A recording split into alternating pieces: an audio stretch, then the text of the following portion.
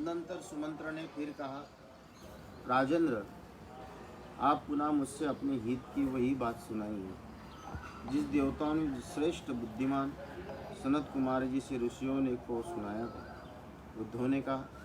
उन्होंने कहा था, इक्ष्वाकु वंश में दशरथ नाम से प्रसिद्ध एक परम धार्मिक सत्य प्रतिज्ञ राजा होंगे। उनकी अंगराज के साथ मित्रता होगी। दशरथ के एक परम सौभाग्यशाली कन्या होगी जिसका नाम होगा शांता।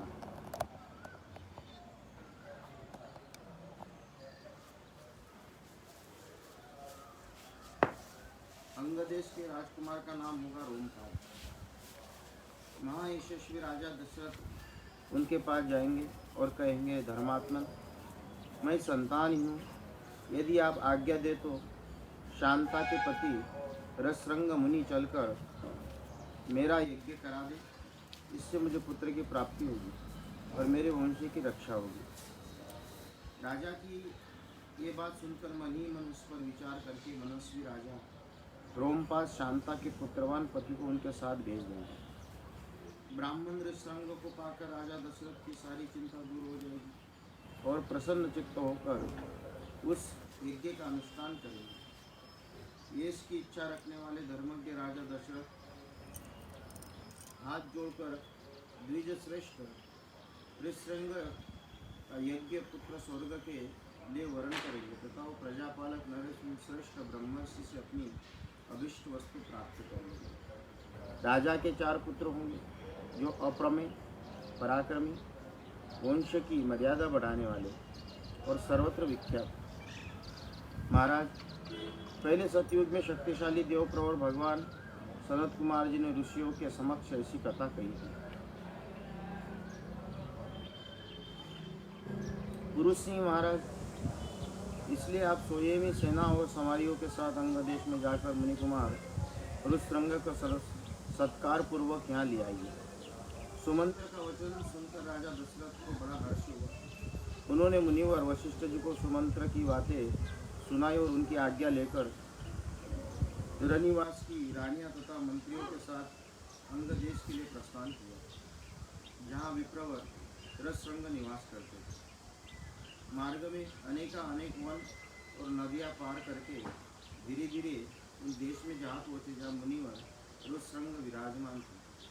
वहाँ पहुँचने पर उन्हें द्विश्रेष्ठ ऋषरंग रोमपाद के पास ही बैठे दिखाई दिए। ऋषि कुमार प्रज्वलित अग्नि के समान तेजस्वी जान पड़ते थे। तदनंतर राजा रोमपाद ने मित्रता के नाते अत्यंत प्रसन्न हृदय से महाराज दशरथ का शास्त्रोक्त विधि के अनुसार विशेष रूप से पूजन किया और बुद्धिमान ऋषि कुमार ऋषरंग का राजा दशरथ के साथ अपनी मित्रता की बात बताई। उस पर उन्होंने भी राजा का सम्मान किया। इस प्रकार भलीभांति आदर सत्कार पाकर न श्रेष्ठ राजा दशरथ रोमपाद के साथ वहाँ 7-8 दिनों तक रहे। इसके बाद अंगराज बोले, प्रजापालक नरेश, तुम्हारी पुत्री शांता अपने पति के साथ मेरे नगर में पदार्पण करे, क्योंकि वहाँ एक महान आवश्यक कार्य उपस्थित हुआ है। राजा रोमपाद ने बहुत अच्छा कहकर वो बुद्धिमान महर्षि का जाना स्वीकार कर लिया और ऋषरंग ने कहा, विप्रवर, आप शांता के साथ महाराज दशरथ के यहाँ जाइए। राजा की आज्ञा पाकर उन ऋषिपुत्र ने तथास्तु कहकर राजा दशरथ को अपने चलने की स्वीकृति दे दी। राजा रोमपाद की अनुमति ले ऋषरंग ने पत्नी के साथ वहाँ प्रस्थान किया।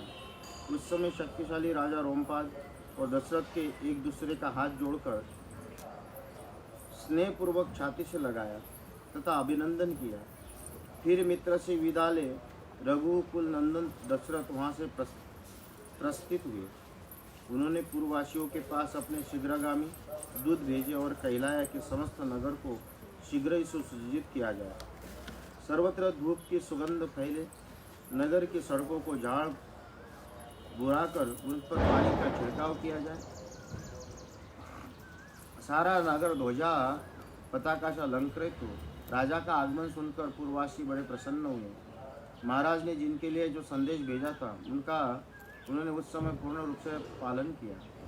तदनंतर राजा दशरथ ने शंख और दुंदुभी आदि वाद्यों के ध्वनि के साथ विप्रवर रुद्रशृंग को आगे करके अपने सजे सजाए नगर में प्रवेश किया। उस बीच कुमार का दर्शन करके सभी नगर निवासी बहुत प्रसन्न हुए।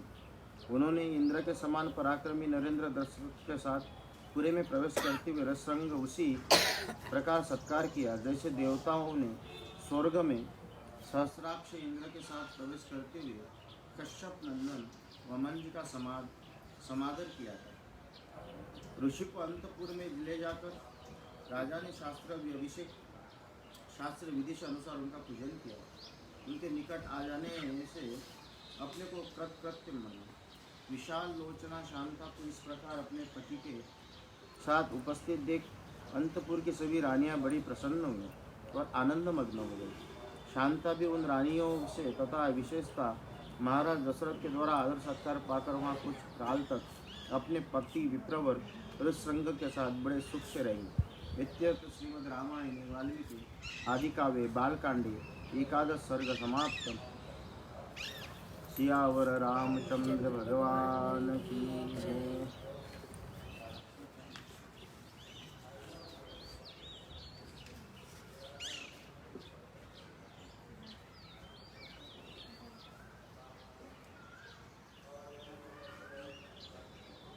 राजा का ऋषियों के यज्ञ कराने के लिए प्रस्ताव। ऋषियों का राजा और राजा का मंत्रियों के यज्ञ की आवश्यक तैयारी करने के लिए आदेश दिया। तदनंतर बहुत समय बीत जाने के पश्चात कोई परम मनोहर दोष रहित समय प्राप्त हुआ। उस समय वसंत ऋतु का आरंभ हुआ।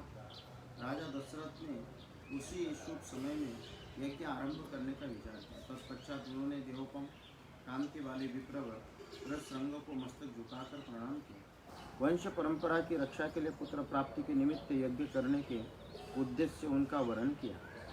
रुद्रशृंग ने बहुत अच्छा कहकर उनकी प्रार्थना स्वीकार की। पृथ्वीपति नरेश ने कहा, राजन, यज्ञ की सामग्री एकत्र कराइए। भूमंडल में भ्रमण के लिए आपका यज्ञ संबंधी अश्व छोड़ा जाए। सरयू के उत्तर तट पर यज्ञ भूमि का निर्माण किया जाए। तब राजा ने कहा, सुमंत्र, तुम शीघ्र ही वेद विद्या के पारंगत ब्राह्मण तथा ब्रह्मवादी ऋतिजों को बुला लीजिए। सुयज्ञ वामदेव जाबाली काश्यप रोहित वशिष्ठ अन्य जो ज्येष्ठ ब्राह्मण है उन सबको बुला। तब शीघ्रगामी सुमंत्र तुरंत जाकर वेद विद्या के पारगामी समस्त ब्राह्मणों को बुला लाए। धर्मात्मा राजा दशरथ ने उन सबका पूजन किया। उनसे धर्म तथा अर्थ के युक्त मधुर वचन क्या। महर्षियों, मैं पुत्र के लिए निरंतर संतप्त रहता हूँ। उसके बिना इस राज्य आदि से मुझे सुख नहीं मिलता। अतः मैंने विचार किया कि पुत्र के लिए अश्वमेध यज्ञ का अनुष्ठान करूँ। इस संकल्प के अनुसार मैं अश्वमेध यज्ञ का आरंभ करना चाहता हूँ। मुझे विश्वास है ऋषिपुत्र रुद्रशृंग के प्रभाव से मैं अपनी संपूर्ण कामनाओं को प्राप्त कर लूँगा। राजा दशरथ के मुख से निकले हुए वचन की वशिष्ठ आदि सब ब्राह्मणों ने साधु साधु कहकर सराहना की। इसके बाद ऋषिशृंग आदि सब महर्षियों ने उन समय राजा दशरथ की पुनः यह बात कही, महाराज, यज्ञ सामग्री का संग्रह किया जाए, यज्ञ संबंधी अश्व छोड़ा जाए, सरयू के उत्तर तट पर यज्ञ भूमि का निर्माण किया जाए।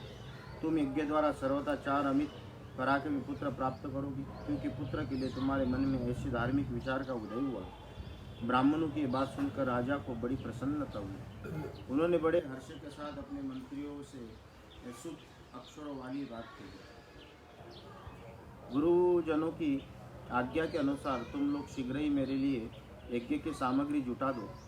शक्तिशाली वीरों के संरक्षण में यज्ञ अश्व छोड़ा जाए। उसके साथ प्रधान ऋतिजो भी रहे। सरयू के उत्तर तट पर यज्ञ भूमि का निर्माण शास्त्रों की विधि के अनुसार क्रमशः शांति कर्म पुण्यवाचन आदि विस्तार पूर्वक अनुष्ठान किया जाए, जिससे विघ्न का निवारण हो। यदि श्रेष्ठ यज्ञ में कष्टप्रद अपराध बन जाने का भय न हो, सभी राजा इसका संपादन कर सकते हैं। परंतु ऐसा होना कठिन है, क्योंकि ये विद्वान ब्रह्म राक्षस यज्ञ में विघ्न डालने के लिए छिद्र ढूंढा करते हैं। विधिहीन यज्ञ का अनुष्ठान करने वाले यजमान तत्काल नष्ट हो जाता है। अतः मेरा यज्ञ जिस तरह विधिपूर्वक संपूर्ण हो सके वैसा उपाय किया है। तुम सब लोग ऐसे प्रसाधन प्रस्तुत करने में समर्थ हो। तब बहुत अच्छा कहकर सभी मंत्रियों ने राजराजेश्वर दशरथ के उस कथन का आदर किया और उनकी आज्ञा के अनुसार सारी व्यवस्था की। तत्पश्चात उन ब्राह्मणों ने भी धर्मज्ञ नृपश्रेष्ठ दशरथ की प्रशंसा की और उनकी आज्ञा पाकर सब जैसे आए थे वैसे फिर चले गए। उन ब्राह्मणों के चले जाने पर मंत्रियों को भी विदा करके महाबुद्धिमान नरेश अपने महल में गए। इत्यर्थ श्रीमद् रामायण वाल्मीकि आदि काव्य बालकांडे द्वादश सर्ग संपूर्ण। सियावर रामचंद्र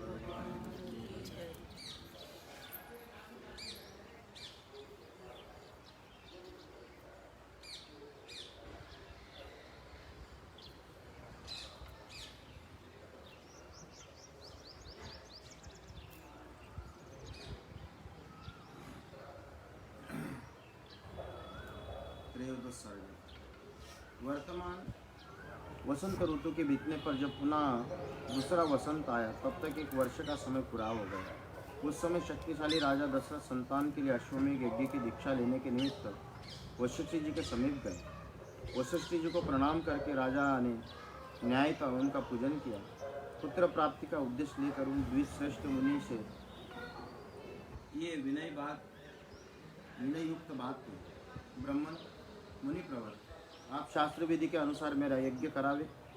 यज्ञ के अंगभूत अश्व संचारण आदि में ब्रह्म राक्षस आदि जिस तरह विघ्न न डाले सके ऐसा उपाय कीजिए। आपका मुझ पर विशेष स्नेह, आप मेरे सुर अकारण हितैषी गुरु और परम महान हैं। ये जो यज्ञ का भार उपस्थित हुआ उसको आप ही वहन कर सकते हैं। बहुत अच्छा कहकर विप्रवर वशिष्ठ मुनि राजा से इस प्रकार बोले, नरेशो, तुमने जिसके लिए प्रार्थना की है वो सब मैं करूँगा। तदनंतर वशिष्ठ जी ने यज्ञ संबंधी कर्मों में निपुण तथा यज्ञ विषयक शिल्प कर्मों में कुशल परम धर्मात्मा बूढ़े ब्राह्मण यज्ञ कर्म समाप्त होने तक उनसे सेवा करने वाले सेवक, शिल्पकार, बढ़इये, भूमि खोदने वाले ज्योतिषियों, कारीगर, नटों, नर्तकों, विशुद्ध शास्त्रवेताओं के तथा बहुश्रुत पुरुषों को बुलाकर उन्होंने कहा, तुम लोग महाराज की आज्ञा से यज्ञ कर्म के लिए आवश्यक प्रबंध करो। शीघ्र ही कई हजार ईंटें लाई जाए। राजाओं के ठहरने के लिए उनके योग्य अन्नपान आदि अनेक उपकरणों से युक्त बहुत से महल बनाए जाए। ब्राह्मणों के रहने के लिए सैकड़ों सुंदर घर बनाया जाना चाहिए। वो सभी ग्रह बहुत से भोजनी अन्नपान उपकरणों से युक्त तथा आंधी पानी आदि से निवारण में समर्थ हो। इस तरह पूर्ववासियों के लिए भी विस्तृत मकान बनने चाहिए। दूसरे आए हुए भूपालों के लिए पृथक पृथक महल बनाए जाए। घोड़े और हाथियों के लिए भी शालाएं बनाई जाए। साधारण लोगों के सोने के लिए भी घरों की व्यवस्था हो। विदेशी सैनिकों के लिए भी बड़ी बड़ी छावनियां बननी चाहिए। जो घर बनाए जाए उसमें खाने पीने की प्रचुर सामग्री संचित रहे। उनमें सभी मनोवांछित पदार्थ सुलभ हो। नगरवासियों की बहुत सुंदर अन्न भोजन के लिए देना चाहिए। वो विधि विधान सत्कार पूर्वक दिया जाए, अवहेलना करके नहीं।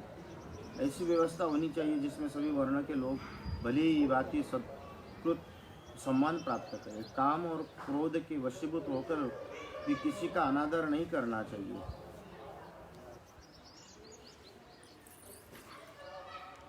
जो शिल्पी मनुष्य यज्ञ कर्म की आवश्यक तैयारी में लगे हो उनका तो बड़े छोटे का ख्याल रखकर विशेष रूप से समादर करना चाहिए। जो सेवक या कारीगर धन भोजन आदि में द्वारा सम्मानित किए जाते वो सब परिश्रम पूर्वक कार्य करते हैं। उनका किया हुआ सारा कार्य सुंदर ढंग से संपन्न होता है। उनका कोई काम बिगाड़ नहीं पाता। अब तुम सब लोग प्रसन्न चित्त होकर ऐसा करो। तब वे सब लोग वशिष्ठ जी से मिलकर बोले, आपको जैसा अभिष्ट है उसी के अनुसार ही करने के लिए अच्छी व्यवस्था की जाएगी। कोई भी काम बिगड़ने नहीं पाएगा। आपने जैसा कहा हम लोग वैसा ही करेंगे, उसमें कोई त्रुटि नहीं होने देंगे। तदनंतर वशिष्ठ जी ने सुमंत्र को बुलाकर कहा, इस पृथ्वी पर जो जो धार्मिक राजा, ब्राह्मण, क्षत्रिय, वैश्य और सहस्त्र शूद्र है इन सबको इस यज्ञ में आने के लिए निमंत्रित करें। सब देशों के अच्छे लोगों को सत्कार पूर्वक यहाँ ले आओ।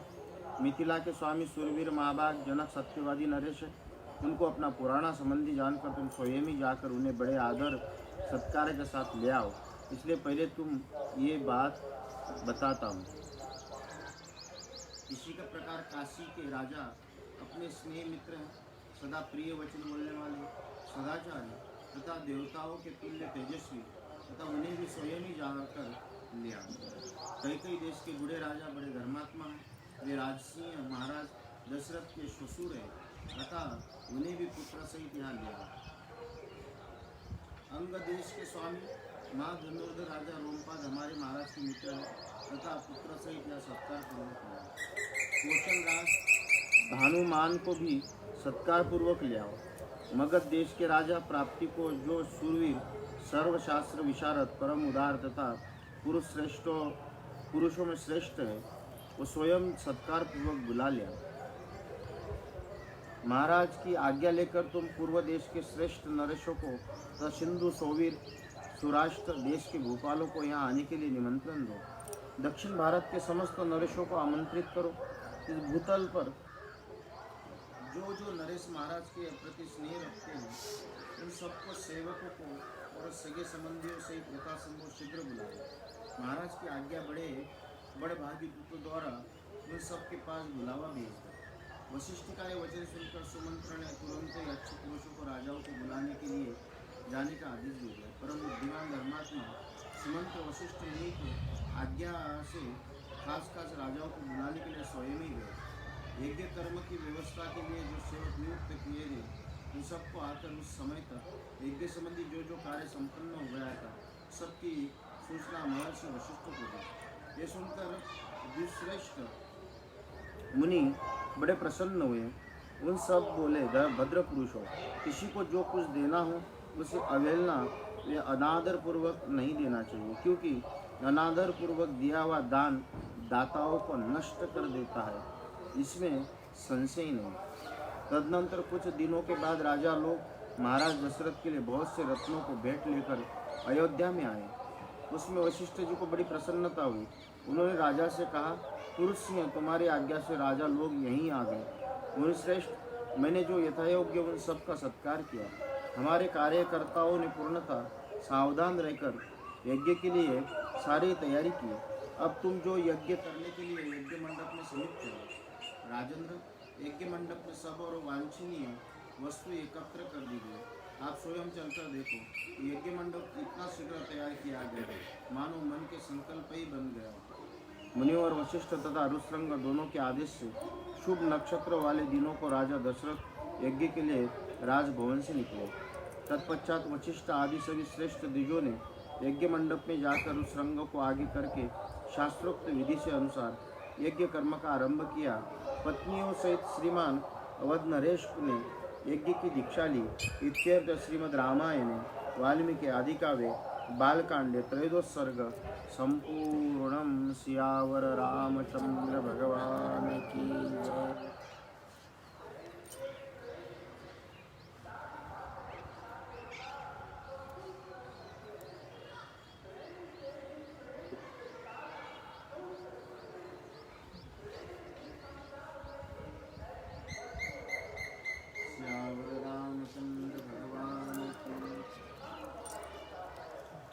महाराज दशरथ के द्वारा अश्वमेघ यज्ञ का संगोपांग अनुष्ठान। इधर वर्ष पूरा होने पर यज्ञ संबंधी अश्व भूमंडल में भ्रमण करके लौट आया।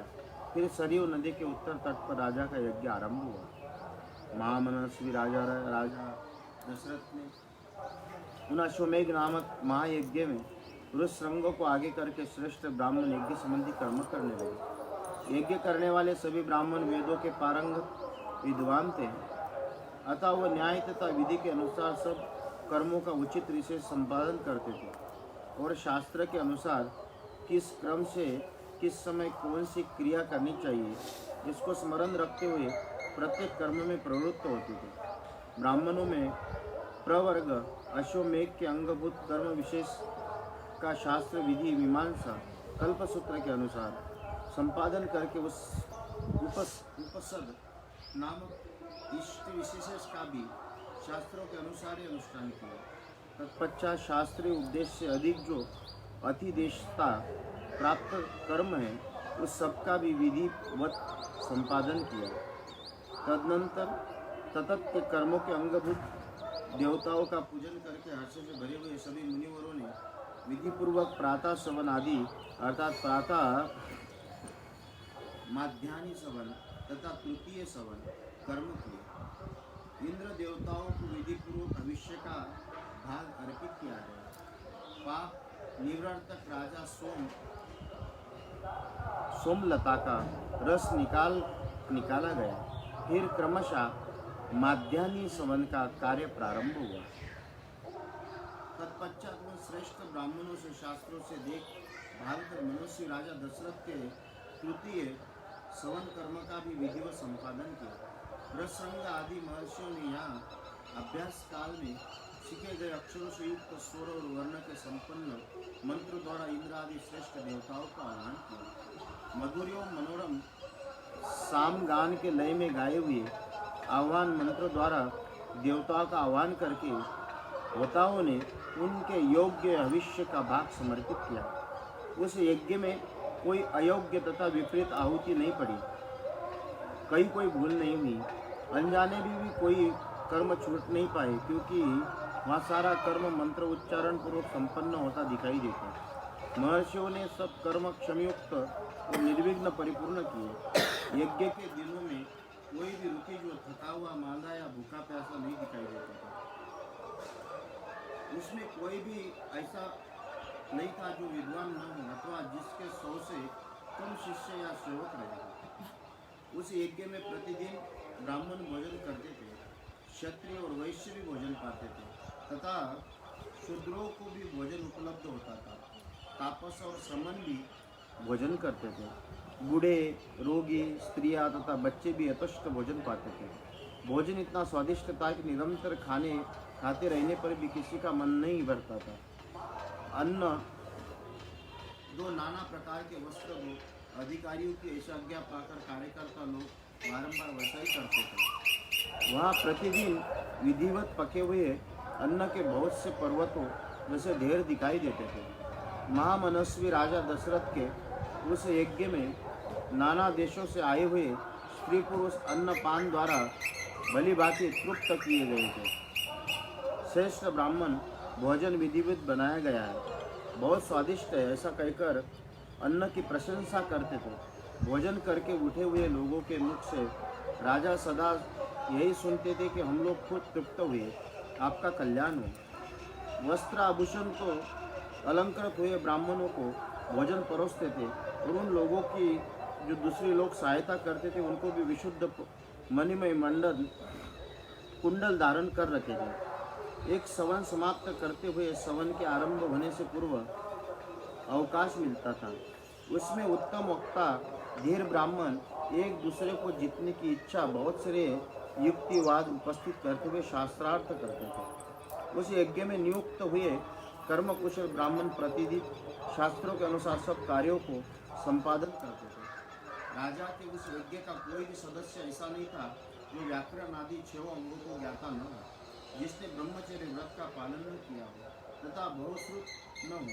वहाँ कोई भी ऐसा द्विज नहीं था जो वाद विवाद में कुशल न हो। जब युग खड़ा करने का समय आया तब बेल की लकड़ी से 6 युग गाड़े गए, उतने ही खैर के युग खड़े किए गए तथा पलाश के भी उतने ही युग थे जो बिल्व निर्मित युग के साथ खड़े किए थे। बैड़े के वृक्षों का एक युग अश्वमेघ यज्ञ के लिए विहित थे। देवदारू के बने हुए युग का भी विधान है, परंतु उनकी संख्या 1 न 6। देवदारू के 2 ही युग विभिन्न हैं। दोनों बाहें फैलाकर देने पर जितनी दूरी होती है उतनी दूरी पर दोनों स्थापित किए गए थे। यज्ञ कुशल शास्त्र के ब्राह्मणों को ही इस युगों का निर्माण कराया था। उस यज्ञ की शोभा बढ़ाने के लिए उन सब में सोना जड़ा गया था। पूर्वोक्त 21 युग 21 अरत्री 504 अंगुल ऊंचे बनाए गए थे। उन सबको पृथक पृथक 21 कपड़ों से अलंकृत किया गया था। कारीगरों द्वारा अच्छी तरह बनाए गए वो सभी सुदृढ़ विधि पूर्वक स्थापित किए गए थे। सब के सब 8 कोनों से सुशोभित थे। उनकी आकृति सुंदर और चिकनी थी। उन्हें वस्त्रों से ढक दिया गया और पुष्प चंदन से उनकी पूजा की गई। जैसे आकाश में तेजस्वी सप्तऋषियों की शोभा होती है, उसी प्रकार यज्ञ मंडप में दीप्तिमान युग सुशोभित हो रही थी। सूत्र ग्रंथों से बताए अनुसार ठीक मास सी ईंटें हुए तैयार कराई गई थी। उन ईंटों के द्वारा संबंधी यज्ञ संबंधी शिल्प कर्म में कुशल ब्राह्मणों से अग्नि का चयन किया था। राज सिंहासन महाराज दशरथ के यज्ञ में चयन द्वारा संपादित अग्नि के कर्मकांड कुशल ब्राह्मणों द्वारा शास्त्र विधि के अनुसार स्थापना की गई। उस अग्नि की आकृति दोनों पंख और पुच्छ फैलाकर जैसे नीचे हुए पूर्वाभिमुख खड़े हुए गरुड़ की सी प्रतीत होती थी। सोने की ईंटों से पंख का निर्माण करने से उस गरुड़ को पंख सुवर्ण में दिखाई देते थे। प्रकृत अवस्था में नित्य चिंत्य अग्नि के 6 प्रस्तार होते थे, किंतु अश्वमेध यज्ञ में उनका प्रस्तार 3 गुना हो जाता था, इसलिए वो गरुड़ाकृति अग्नि 18 प्रस्तारों से युक्त थी। वहाँ पूर्वोक्त युग के शास्त्रविद पशु, सर्प और पक्षी विदित विभिन्न देवताओं से उद्देश्य बांधे गए थे। शामित्र कर्म से यज्ञ अश्व तथा कुर्म आदि जलचर जंतु जो लाए गए थे, ऋषियों सबको शास्त्र विधि अनुसार पूर्वोक्त यूप में बांध दिया। उस समय यूप में 300 पशु बंधे हुए थे तथा राजा दशरथ का उत्तम अश्वरथ भी वही बंधा गया। रानी कौशल्या ने वहाँ प्रोक्षण आदि के द्वारा सब ओर से अश्व का संस्कार करके बड़ी प्रसन्नता के साथ 3 तलवारों से उसका स्पर्श किया। तदनंतर कौशल्या देवी ने सुस्थिर चित्त से धर्म पालन की इच्छा रखकर उस अश्व के निकट एक रात निवास किया। तत्पश्चात होता वृद्धायु उद्गाता के राजा की क्षत्रिय जाति महिषी कौशल्या, वैश्य जाति की स्त्री वावता तथा शूद्र जाति स्त्री परिरुत्ति, इन सब के हाथ से उन अश्व का स्पर्श कराया।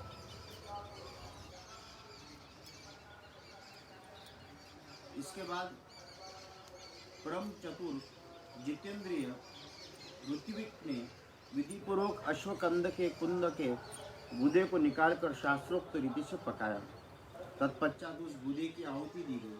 राजा दशरथ ने अपने पापों को दूर करने के लिए ठीक समय पर आकर विधिपूर्वक उससे धुएं की गंध को सूंघा।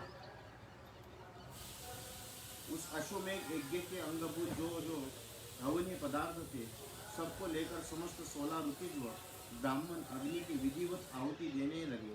अश्व की विधि रिक्त अन्य यज्ञों में जो हवि थी, वो पाकर की शाखाओं को रख कर दी जाती थी।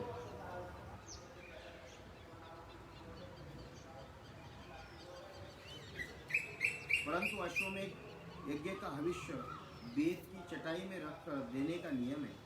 कल्पसूत्र और ब्राह्मण ग्रंथों के द्वारा अश्वमेध के 3 सवे दिन बताए गए। उसमें से प्रथम दिन जो सवन होता है, उसे चष्टु होम अग्निष्टोम कहा गया। द्वितीय दिवस साध्य सवन को अकत्य नाम दिया। तीसरे दिन जिसका सवन का अनुष्ठान होता है, उसे अतिरात्रि कहते हैं। उसमें शास्त्रीय दृष्टि से विविध बहुत से दूसरे उपक्रम भी संपन्न किए गए।